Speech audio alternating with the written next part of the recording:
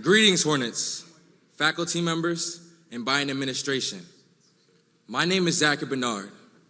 Most of you may know me as Mr. Senior, some as President of Men of Color Alliance, and others as just an RA.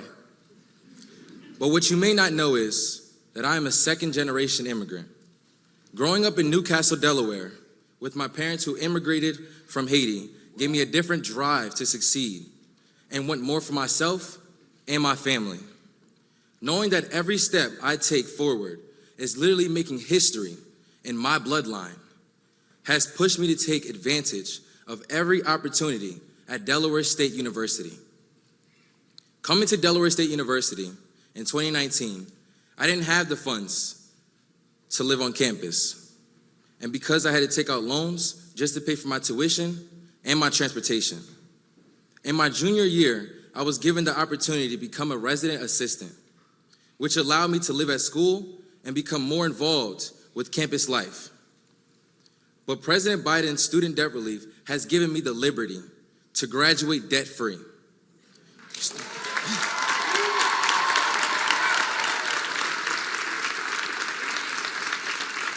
Student loan debt relief will impact millions of people just like me. This relief will help my friends who are currently paying their own student bills.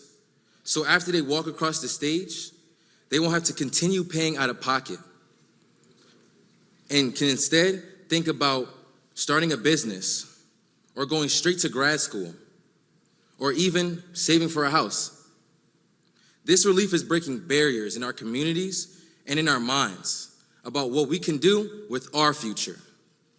I'm grateful, and I know y'all are as well, that President Biden kept his promise to provide student debt relief to the working and middle-class families, and I'm proud to introduce him. Please join me in welcoming to Delaware State University, President Joe Biden.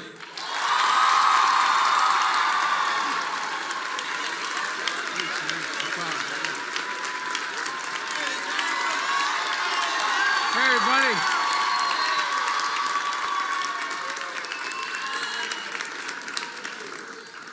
It's good to be home.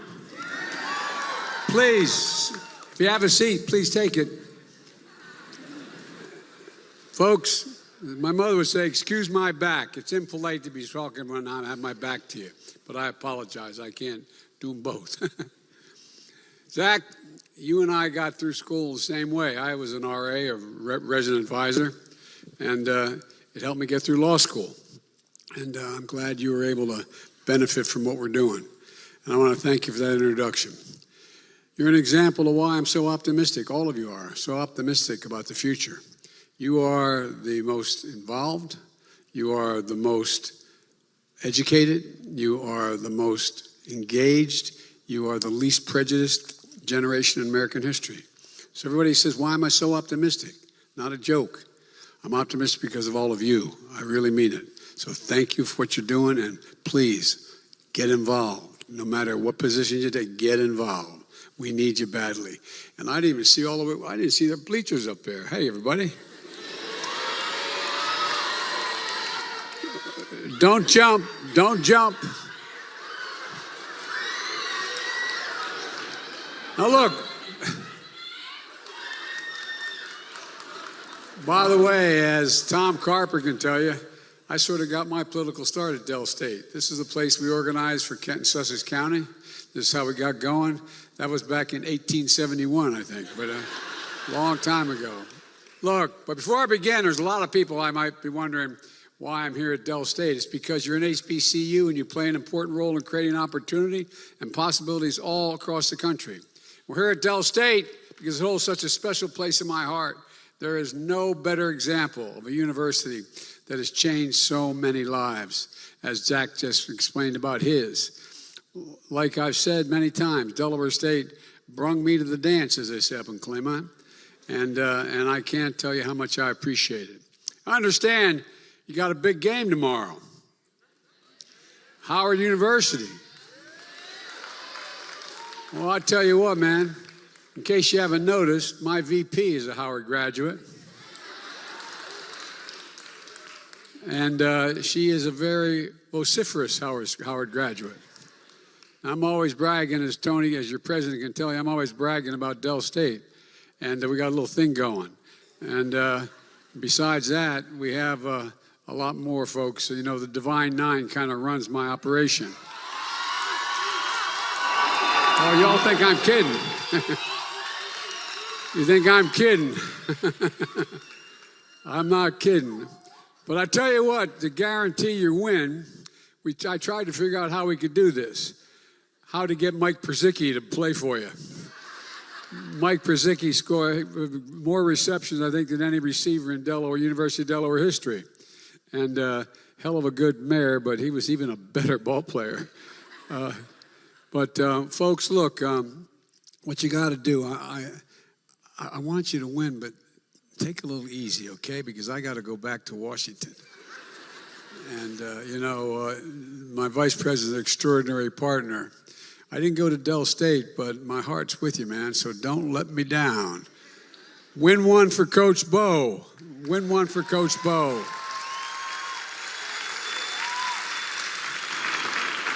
It's great to be with friends. Delaware has a great leadership and one of the most effective congressional delegations in America, and that's not hyperbole. One of the things I love about this team is we have each other's back. Governor John Carney used to actually work for me, and look, he's now the governor.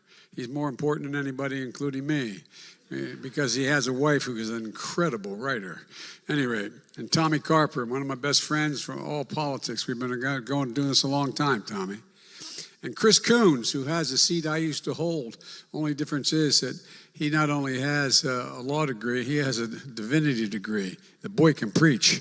But he can't preach as well as the next woman, Lisa Blunt Rochester.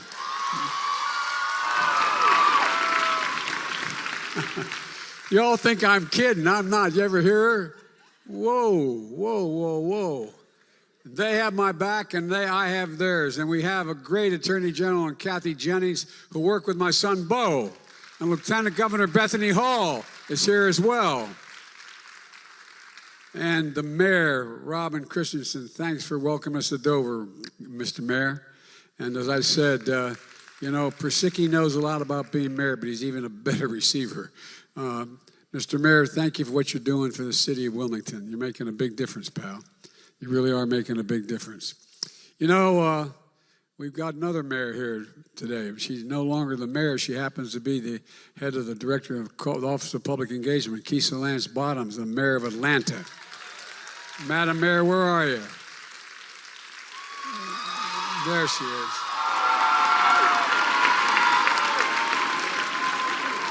Two things I learned you got to know about Keisha. One, she's smarter than you, and two, she's smarter than me politically as well. That's why I hired her. It's great to have you. And welcome to Dell State, I've been bragging about. The fact of the matter is that she's also the mayor of Atlanta, but she's a FAMU grad. Tony, you know where the real power is, as I said, in the Divine Nine. And speaking of the president of this great university, this guy used to work for me. Tony worked for me when I was a senator. But then he left because he wanted to become a doctor, a PhD in public policy. But that wasn't good enough. Then he decided he wanted to be president. I got scared as hell he was going to run. But it turned out he wanted to be president of a university. By the way, Tony, I told you a true story. When I left the vice presidency after Bo died, I wasn't going to get involved in politics anymore. So I became a full professor at the University of Pennsylvania. But before that occurred, 3 universities came to me and said they wanted to interview me to consider my being a president of the university. My wife, who's a professor at a community college, she has 2 masters and a PhD, which she's smarter than me.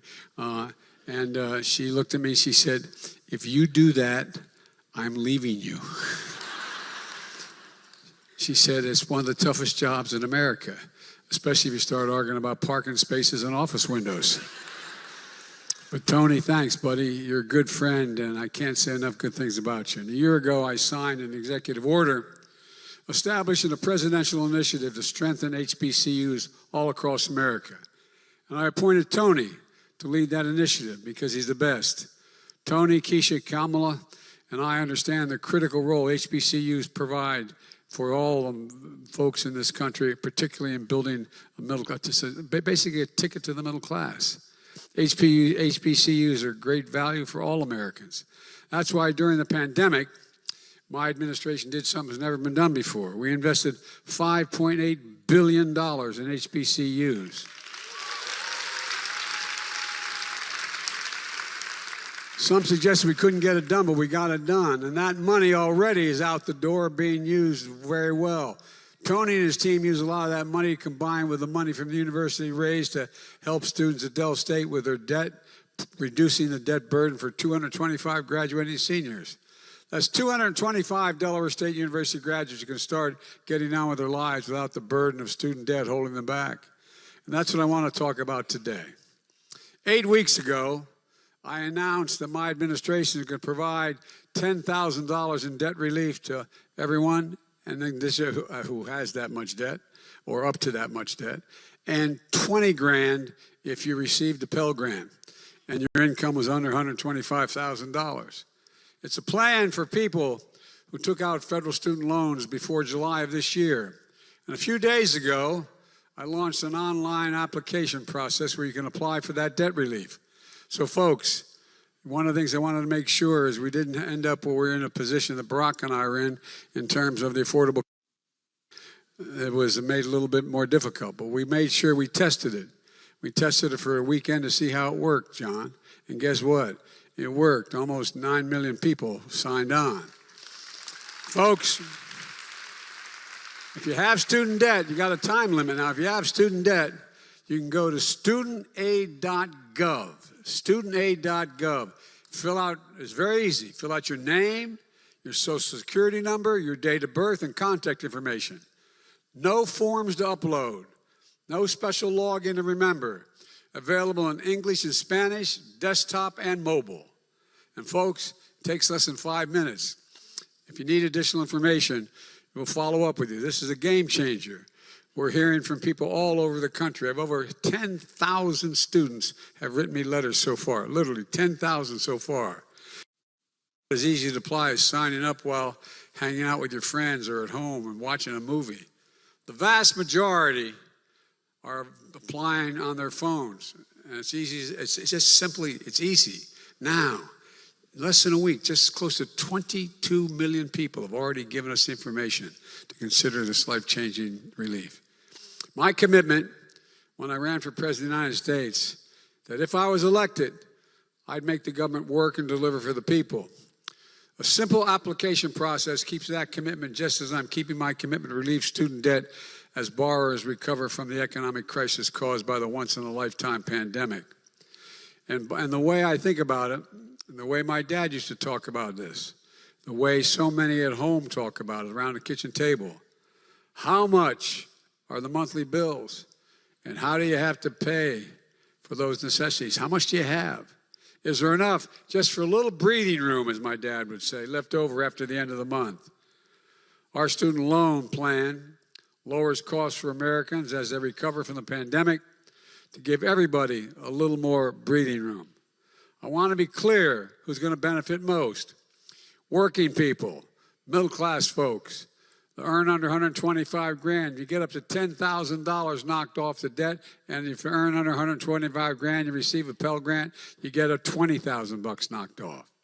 And in total, more than 40 million Americans stand to benefit from this relief.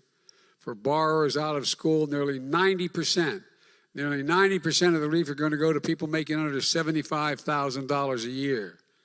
Let me be clear, not a dime will go to the top 5% of incomes, period. It goes to people who really need it. And across America, nearly every Pell Grant recipient comes from a family making under $60,000. 2/3 come from families making under $30,000 a year. Here at Del State, over 75% of the students are Pell Grant recipients. That matters for millions of working and middle-class people. Now let's talk about who's against helping the millions of you who need the help, who want to make sure you have a shot. Republican members of Congress and Republican governors are doing everything they can to deny this relief, even to their own constituents. As soon as I announced my administration's plan on student debt, they started attacking it, saying all kinds of things. Their outrage is wrong and it's hypocritical. But we're not letting them get away with it. They've been fighting us in the courts. But just yesterday, state court and the Supreme Court said, no, we're on Biden's side.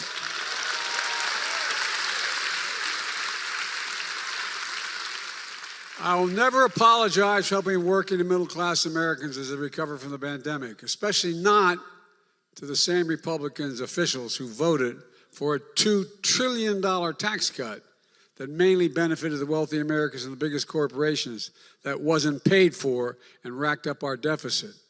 I don't want to hear it from MAGA Republicans, officials who had hundreds of thousands of dollars of debts, even millions of dollars in pandemic relief loans forgiven, who now are attacking me for helping working class and middle class Americans. My team at the White House posted a video of this, folks, online. You should check it out. Marjorie Taylor Greene, she and her husband got $180,000 in business loans forgiven from the PPP program. She said it's completely unfair for us to forgive student loans for working and middle-class Americans. Representative Vern Buchanan of Florida said our plan was reckless. Guess how much he got in that program forgiven? $2,300,000. This is not a joke. Can't make this stuff up. Republican governors wrote me a letter saying this relief only helps the elite few. You all know you're the elite few? I knew you were really special, but I know you're the elite few. I'm serious. Ted Cruz, the great senator from Texas, he said it's for slackers, quote, slackers who don't deserve relief. Who in the hell do they think they are? I mean it. But despite what Republican officials say, we can afford student relief. That's because the first 2 years of my administration, that's because of the historic deficit reduction, the very deficit reduction the Republicans voted against. This morning, my administration announced that this year the deficit fell. The federal deficit fell by $1.4 trillion just this year. The largest one-year drop in all of American history, $1.4 trillion. And it follows last year's historic drop in the deficit of $350 billion. We're going to reduce the deficit by another $250 billion over the next decade. And the reason for that is because of Medicare is going to be able to negotiate drug prices and lower the cost. We pay the highest drug prices of any nation in the world for the same drug. You can buy the same exact drug in a drugstore here in Dover or Wilmington. And if you go over to Paris, France, or anywhere in Europe, it can be as much as 40% to 60% less. Same exact drug. So, folks, I don't want to hear any weeping and gnashing of teeth from pharma, the big companies. Folks, in just 20 months since I've been in office, we've cut the deficit in half. And that's not all.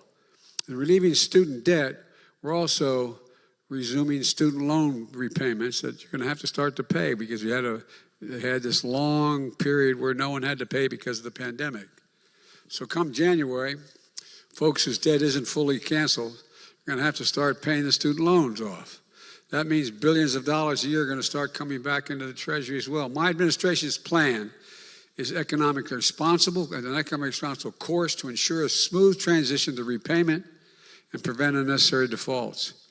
And it's also focused on going after fraudsters who call borrowers to pretend they're the government and want to help you with your loans. If you get a call, hang up. Not a joke. Let's be clear.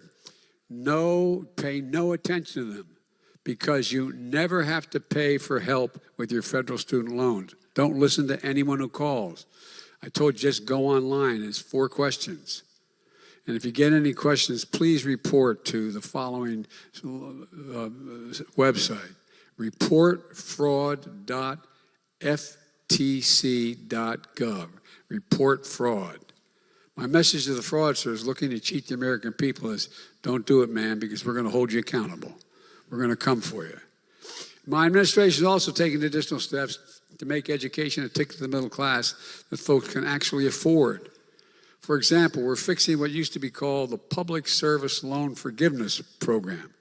This program forgives student loans to encourage those students to go into public service, public school teachers, local police officers, workers at local charities, members of the military and the National Guard. So if you serve in one of these jobs and you make your loan payments for 10 years, even if it's not consecutive years, the remainder of your balance will be completely forgiven. The remainder completely forgiven.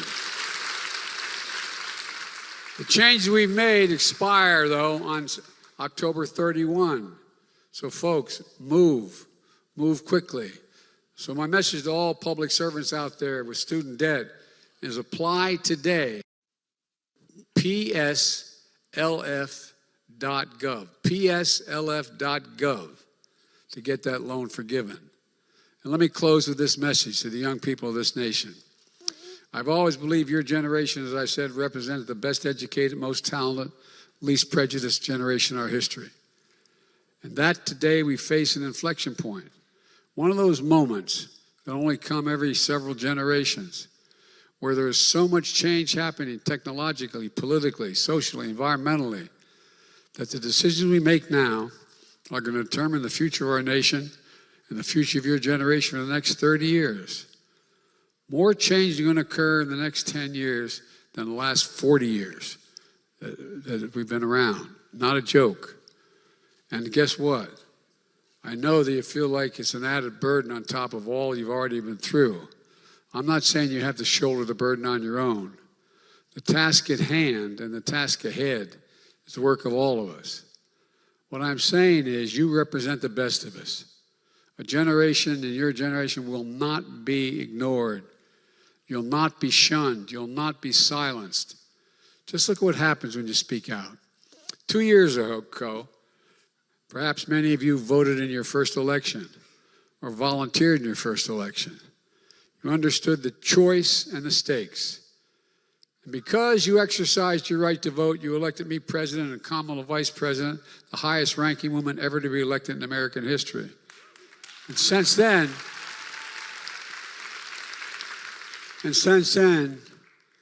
with your help, we've delivered enormous progress for the nation. More people voted in that last election than any time in American history. Most significant gun safety law we passed in 30 years. And by the way, I'm coming back and I'm going to eliminate assault weapons again. I promise. I did it once. The most significant infrastructure law in American history, employing tens of thousands of people with good paying jobs and modernizing our nation in a way it hadn't happened since the Eisenhower's highway bill. The first black woman on the Supreme Court, and she is smart as hell. I made that promise. No, by the way, watch her. Just watch her. Whoa. I've appointed more black women to the appellate courts in the United States than every other president combined in American history. The most significant commitment we've ever made to climate change is the ultimate threat to your generation. The ultimate threat. Well, guess what? We have over close to $500 billion to deal with climate change. And I'm keeping my promise that no one should be in jail for merely using or possessing marijuana. None.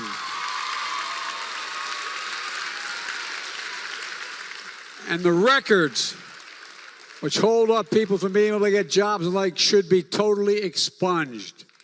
Totally expunged. You can't sell it, but if it's just use, you're completely free. And we know there's more work to be done on voting rights, on restoring a woman's right to choose. And today,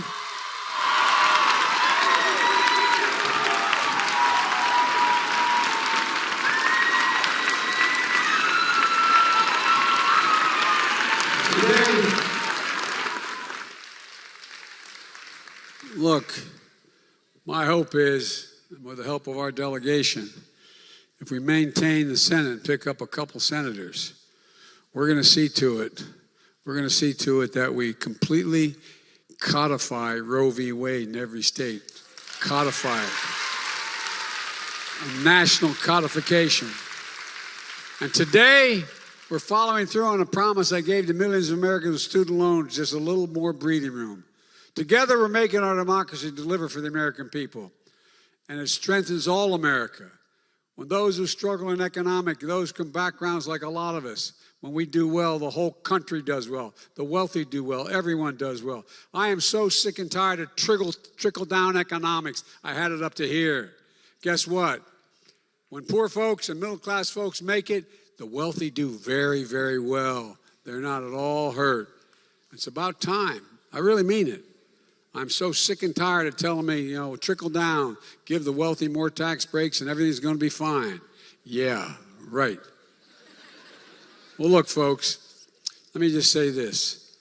God bless you all for all you're doing. I wish you all the very best of luck. And, the bottom line is that we still have, I want you to not forget, we still have number of folks around the country in harm's way in the military. So we always end every time we say grace, we end at my house. God protect our troops. Thank you very, very much.